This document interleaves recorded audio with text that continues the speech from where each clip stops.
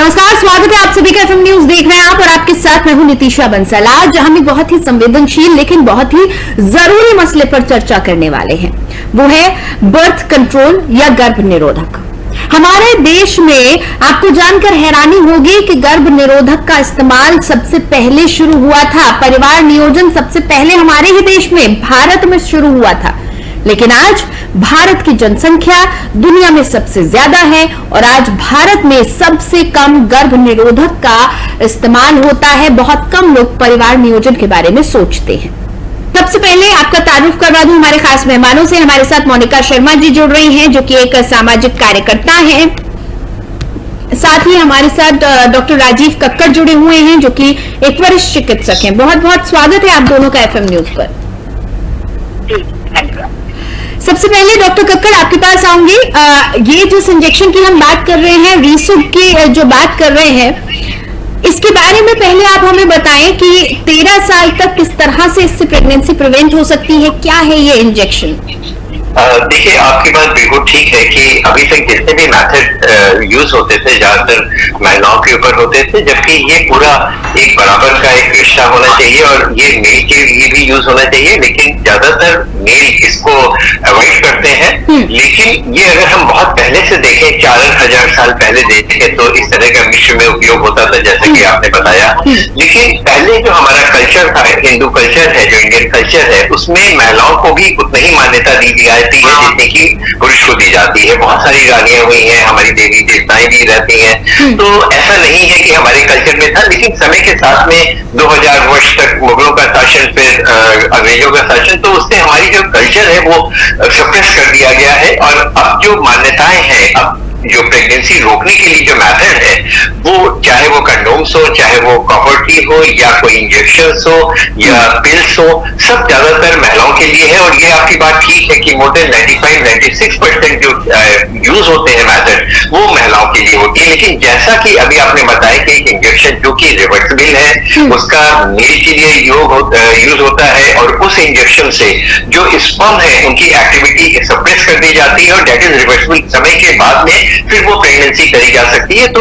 एक पेनलेस है, एक छोटा सा पिक है, वो ले करके हो सकता है, क्योंकि अब जिस तरह से समाज में बदलाव हो रहा है, लोग लिविंग रिलेशनशिप में है, प्री मैच्योर लोगों को प्रेगनेंसीज होती हैं, तो उसके लिए ये चीज एक बहुत कारगर है और एक हेल्दी चीज है, जिसमें कोई साइड इफेक्ट नहीं है। ठीक है। डॉक्टर कक्कड़, क्या आप इसकी कॉस्ट बता सकते हैं, कितने का ये इंजेक्शन होगा? और लोगों के मन में सवाल होंगे इसके साइड इफेक्ट्स को लेकर।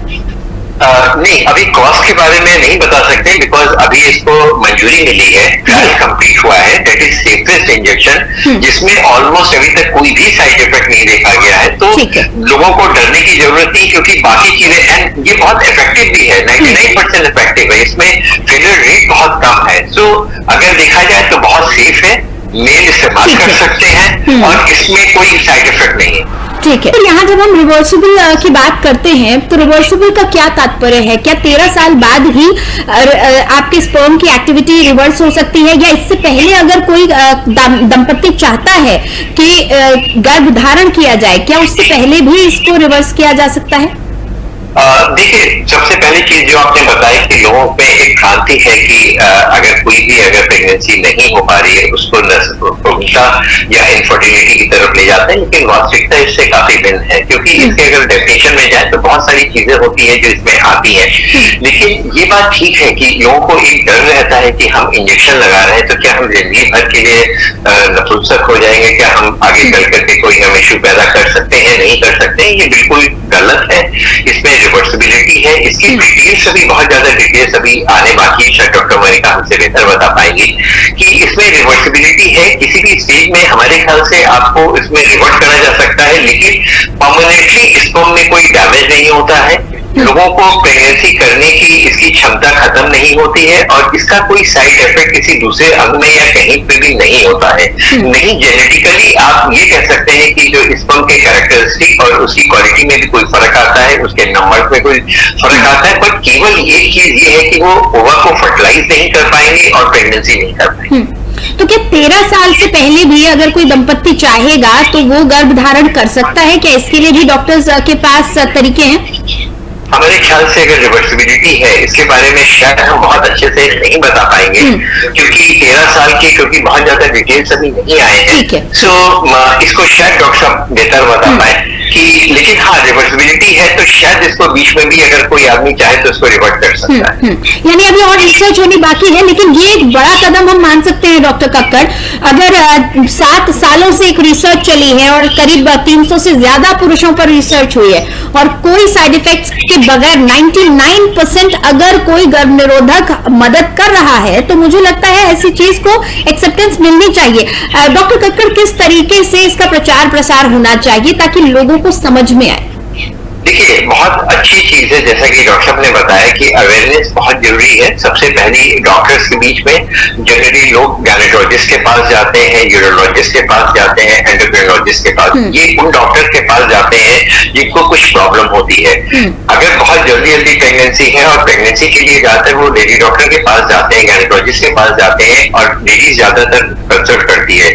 लेकिन ये जरूरी है कि इसमें मेल को भी कम्युनिकेट करना चाहिए, उनको प्रॉपरली एक्सप्लेन करना चाहिए, डॉक्टर के लेवल पे होना चाहिए। जैसे कि आपने बहुत अच्छा एक कदम उठाया है, ये फर्स्ट टाइम किसी न्यूज चैनल में इस बात को डिस्कस करा है। न्यूज चैनल में इसको व्यूज आपके होने चाहिए, जनरल पब्लिक से इंटरेक्शन होना चाहिए, उनसे कम्युनिकेशन होना चाहिए, न्यूज़पेपर में इसको आना चाहिए, डिफरेंट मीटिंग करके गायनेकोलॉजिस्ट लेवल पर, फिजिशियन लेवल पर, फैमिली डॉक्टर के लेवल पर, पहले तो डॉक्टर्स को इसके लिए एक अवेयरनेस होनी चाहिए। डॉक्टर्स को इसके बारे में मालूम होना चाहिए, जो जनरल फिजिशियन से लेकर के जो गांव में है, जो विलेजेस में है, उनको एक होने चाहिए, और इसको एक मुहिम की तरह चलाना चाहिए कि हाँ ये हमारे लिए कितना आवश्यक है, इसमें कोई साइड इफेक्ट नहीं होते हैं, और अगर रिवर्सिबिलिटी के बाद में अगर प्रेगनेंसी हो भी रही है तो होने वाला बच्चा पूर्णतः स्वस्थ होता है, जो मदर है उसकी हेल्थ में कोई प्रभाव नहीं होता है, क्योंकि मेल डोमिनेटिंग सोसाइटी है इस समय, पहले नहीं थी, तो मेल को ये बताने की जरूरत पड़ेगी कि देखिए आपकी हेल्थ इश्यू नहीं है और आप कहीं से भी आपके हेल्थ के ऊपर कोई फर्क नहीं पड़ता है, और अगर प्रेगनेंसी नहीं हो रही है तो ये आप दोनों का एक कंसेंट है, फैमिली मेंबर का कंसेंट है, उसके बाद आप लोगों ने प्रेगनेंसी रोकी हुई ठीक करने में देश में मदद कर सकता है।